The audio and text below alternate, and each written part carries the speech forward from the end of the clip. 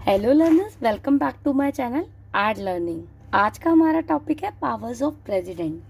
आज हम प्रेसिडेंट की पावर्स के बारे में पढ़ेंगे। लास्ट वीडियो में हमने प्रेसिडेंट के बारे में पढ़ा था, जैसे कि प्रेसिडेंट कौन होते हैं, उनके इलेक्शन कैसे होते हैं, क्या क्या क्वालिफिकेशंस होनी चाहिए, ओथ कैसे ली जाती है, प्रेसिडेंट के ऑफिस में एंटर करने के लिए क्या क्या कंडीशंस होने चाहिए and etcetera.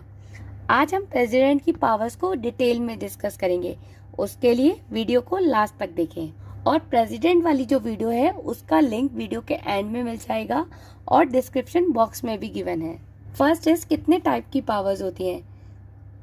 Executive power, legislative power, financial power, military power, judicial power, emergency power and diplomatic power. अब एक एक करके इन सारी पावर्स के बारे में जान लेते हैं। सबसे पहले आती है एग्जीक्यूटिव पावर। जैसे कि हमने प्रेसिडेंट वाली वीडियो में पढ़ा था कि प्रेसिडेंट गवर्नमेंट ऑफ इंडिया के एग्जीक्यूटिव ऑर्गन में इंक्लूड होते हैं। तो गवर्नमेंट ऑफ इंडिया के जो भी एक्शंस हैं वो प्रेसिडेंट के नेम पे लिए जाते हैं, और वो एक्शन जो उनके नाम पे लिए जाते हैं या उनको किस तरीके से पूरा करना है या उसके लिए जो जो इंस्ट्रूमेंट यूज होते हैं उन सब से रिलेटेड रूल्स भी प्रेसिडेंट बनाते हैं। गवर्नमेंट ऑफ इंडिया के बिजनेस ट्रांजैक्शन को आसानी से चलाने के लिए जो भी रूल्स है वो भी प्रेसिडेंट बनाते हैं।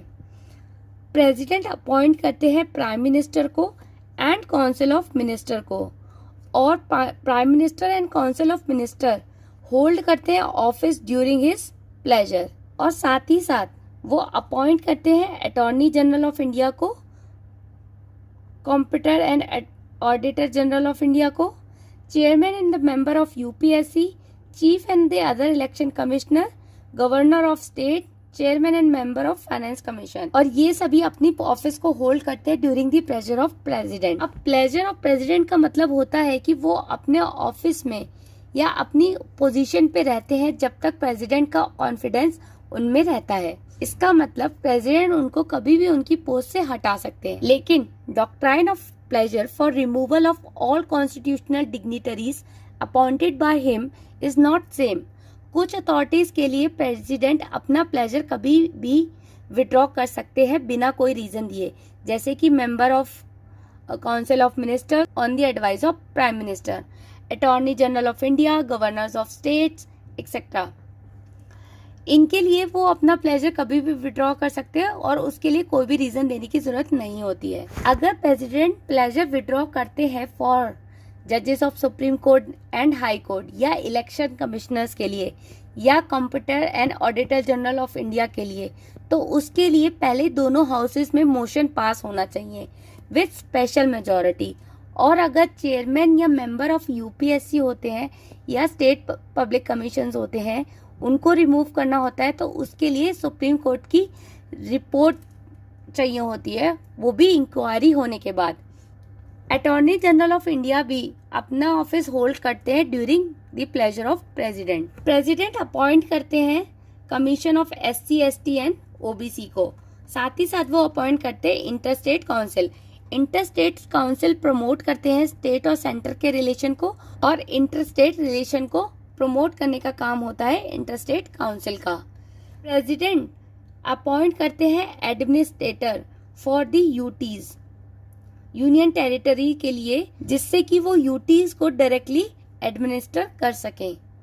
वो किसी भी एरिया को शेड्यूल एरिया डिक्लेयर कर सकते हैं और उनके पास पावर होता है उस एरिया को एडमिनिस्टर करने का, जो भी शेड्यूल या ट्राइबल एरिया है। अब देखते हैं प्रेसिडेंट की लेजिस्लेटिव पावर्स क्या क्या होती हैं। प्रेसिडेंट सम्मन कर सकते हैं और प्रोरोग कर सकते हैं पार्लियामेंट को। सम्मन मतलब बुलाना और प्रोरोग मतलब स्थगित करना, और लोकसभा को डिसॉल्व भी कर सकते हैं। वो सम्मन कर सकते हैं, जॉइंट सिटिंग बुला सकते हैं दोनों हाउसेस की। प्रेसिडेंट जो है वो एड्रेस करते हैं पार्लियामेंट को जब भी फर्स्ट सेशन स्टार्ट होता है हर जनरल इलेक्शन के बाद, और हर साल का फर्स्ट सेशन भी वो एड्रेस करते हैं। प्रेसिडेंट राज्यसभा के लिए 12 मेंबर्स को नॉमिनेट करते हैं जिनके पास स्पेशल नॉलेज होती है लिटरेचर की, साइंस की, आर्ट की एंड सोशल साइंस की। उसी तरीके से लोकसभा के लिए भी 2 एंग्लो इंडियन मेंबर्स को प्रेसिडेंट ही नॉमिनेट करते हैं। पार्लियामेंट के किसी भी मेंबर के डिस्क्वालिफिकेशन पे अगर कोई भी क्वेश्चन होता है तो उस पे फाइनल डिसीजन प्रेसिडेंट का होता है in consultation with election commission. Speaker और डेप्यूटी स्पीकर ऑफ लोकसभा को अपॉइंट करते हैं प्रेसिडेंट जब भी उनका ऑफिस वैकेंट होता है। उसी तरीके से राज्यसभा में चेयरमैन एंड डिप्टी चेयरमैन को भी प्रेसिडेंट अपॉइंट करते हैं जब भी उनका ऑफिस वैकेंट होता है। मनी बिल, फाइनेंशियल बिल और कुछ अदर्स बिल, जैसे कि किसी स्टेट की बाउंड्री को चेंज करना हो या फिर कोई न्यू स्टेट क्रिएशन करना हो, तो उस केस में प्रेसिडेंट का प्रायर रिकमेंडेशन लिया जाता है। रिकमेंडेशन लेने के बाद ही बिल को इंट्रोड्यूस किया जाएगा किसी भी हाउस में। जब बिल पार्लियामेंट के दोनों हाउसेस में पास हो जाता है, उसके बाद बिल को प्रेसिडेंट के असेंट के लिए भेजा जाता है। और जब बिल प्रेसिडेंट को भेजा जाता है तो उनके पास 4 ऑप्शन होते हैं, या तो वो असेंट देते हैं या असेंट को विदहोल्ड करते हैं या बिल को रिटर्न कर देते हैं फॉर रिकंसिडरेशन। अगर रिकंसिडरेशन के बाद बिल फिर से पास हो जाता है तब प्रेसिडेंट को असेंट देना ज़रूरी हो जाता है। And 4th option is not to take any action on the bill. Parliament में कितने टाइप्स के बिल होते हैं और उनको इंट्रोड्यूस करने से लेके उनके पास होने तक का क्या प्रोसीजर होता है, उसको मैंने टाइप्स ऑफ बिल वाली वीडियो में डिटेल में एक्सप्लेन किया है। उस वीडियो को देखने के लिए ऊपर दिए गए आई बटन पर क्लिक करें। और स्टेट लेजिस्लेचर के केस में जब गवर्नर कोई भी बिल को रिजर्व करता है for the consideration of the president, उस केस में प्रेसिडेंट के पास कुछ ये ऑप्शंस होते हैं, या तो वो अपना असेंट दे या फिर वो अपना असेंट विदहोल्ड करे या फिर वो गवर्नर को डायरेक्ट करे कि बिल को वापस कर दिया जाए फॉर रिकंसिडरेशन। लेकिन बिल जब स्टेट को रिकंसिडरेशन के लिए भेजा जाता है तब प्रेसिडेंट के लिए ज़रूरी नहीं होता बिल को असेंट देना, अगर स्टेट लेजिस्लेचर में वो बिल फिर से पास हो भी गया हो। बाकी प्रेसिडेंट की लेजिस्लेटिव पावर में ऑर्डिनेंस मेकिंग भी आती है। जब भी पार्लियामेंट सेशन में ना हो उस केस में प्रेसिडेंट ऑर्डिनेंस बना के कोई भी रूल बना सकते हैं। अब ऑर्डिनेंस क्या होता है? In case of public emergency, अगर कोई लॉ या कोई भी रूल्स एंड रेगुलेशन जो पार्लियामेंट में पास किए जाते हैं और पार्लियामेंट सेशन में ना होने की वजह से उनको एज अ ऑर्डिनेंस इशू करवाया जाता है प्रेसिडेंट से। ये ऑर्डिनेंस इशू होने के 6 महीने के अंदर अंदर पार्लियामेंट में पास हो जाना चाहिए। And president can withdraw ordinance at any time.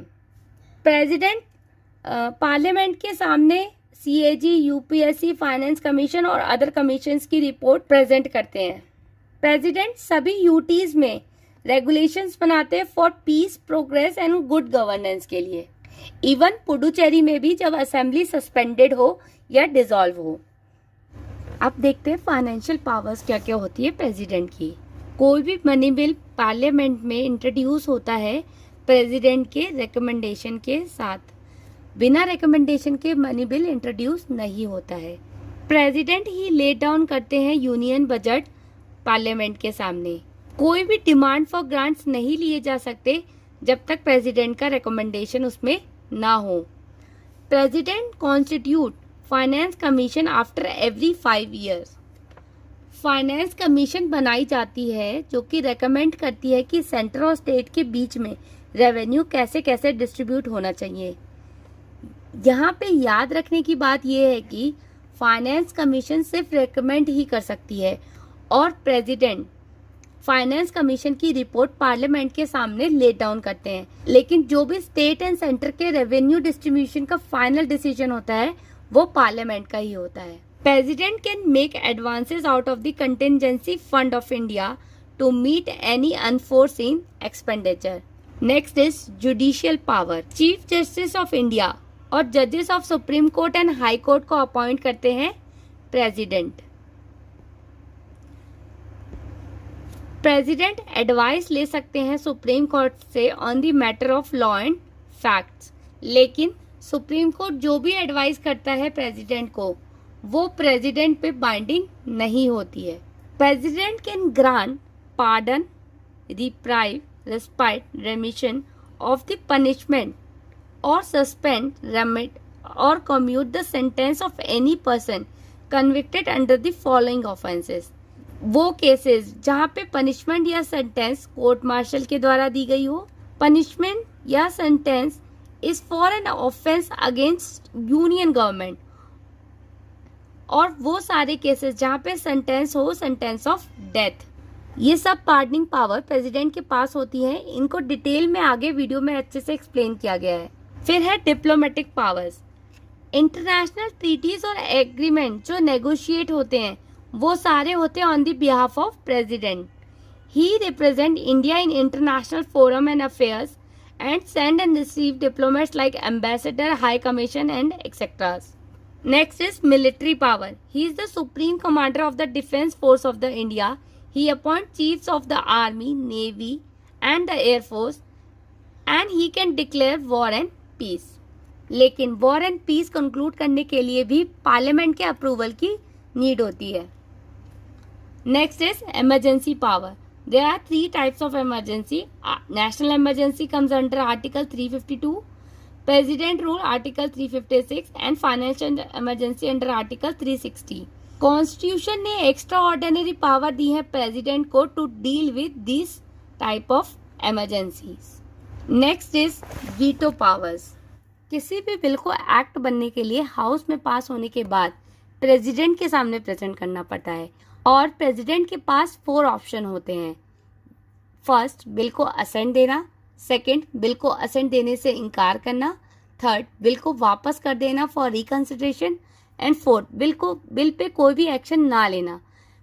President अपने वीटो पावर का यूज जब करते हैं जब कोई भी लेजिस्लेशन जल्दबाजी में बनाया गया हो या फिर कोई भी लेजिस्लेशन अनकॉन्स्टिट्यूशनल हो।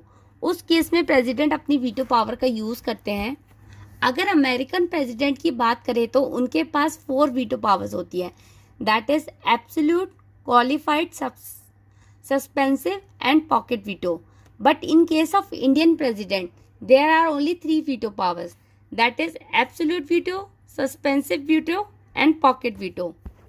Absolute veto का मतलब होता है जब भी कोई भी बिल दोनों हाउसेस में पास हो जाता है और प्रेसिडेंट को पेश किया जाता है फॉर द असेंट, और प्रेसिडेंट अपना असेंट ना दे उस बिल को, वो होता है एब्सोल्यूट वीटो, और उस केस में bill comes to an end. Absolute veto 2 case में यूज की जाती है। फर्स्ट केस, अगर बिल प्राइवेट मेंबर बिल हो। प्राइवेट मेंबर बिल वो होता है जो बिल पार्लियामेंट के किसी भी मेंबर ने इंट्रोड्यूस किया हो जो कि मिनिस्टर ना हो। उस केस में प्रेसिडेंट एब्सोल्यूट वीटो का यूज करते हैं। और सेकंड केस, अगर पार्लियामेंट में बिल पास होने के बाद ही कैबिनेट ने रिसाइन कर दिया हो और न्यू कैबिनेट एडवाइस करे प्रेसिडेंट को कि बिल को रिजेक्ट कर दें, तो उस केस में भी प्रेसिडेंट अपनी एब्सोल्यूट वीटो का यूज करते हैं। उसके बाद है सस्पेंसिव वीटो। सस्पेंसिव वीटो में वो क्या करते हैं कि बिल को वापस कर देते हैं पार्लियामेंट को फॉर रिकंसिडरेशन। अगर बिल दोबारा से पास होके आ जाता है पार्लियामेंट के द्वारा, then it is obligatory to the president to give his assent. Last one is pocket veto. इसमें प्रेसिडेंट के पास पावर होती है कि कोई भी एक्शन ना ले, इधर नेगेटिव और पॉजिटिव। बिल को बस पेंडिंग रखें इन्फिनाइट पीरियड तक, कितने भी समय तक बिल को पेंडिंग रख सकते हैं।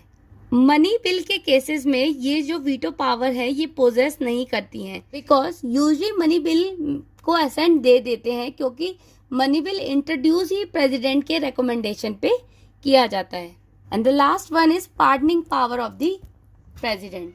प्रेसिडेंट की जो पार्डनिंग पावर होती है वो जुडिशरी से इंडिपेंडेंट होती है, क्योंकि ये एग्जीक्यूटिव पावर होती है। प्रेसिडेंट की पार्डनिंग पावर के 2 ऑब्जेक्टिव होते हैं। फर्स्ट इज कि एक ऑप्शन ओपन रखना, अगर कोई जुडिशियल एरर हो जाती है तो उस केस में कोई भी इंसान पार्डनिंग के लिए प्रेसिडेंट के पास जा सकता है।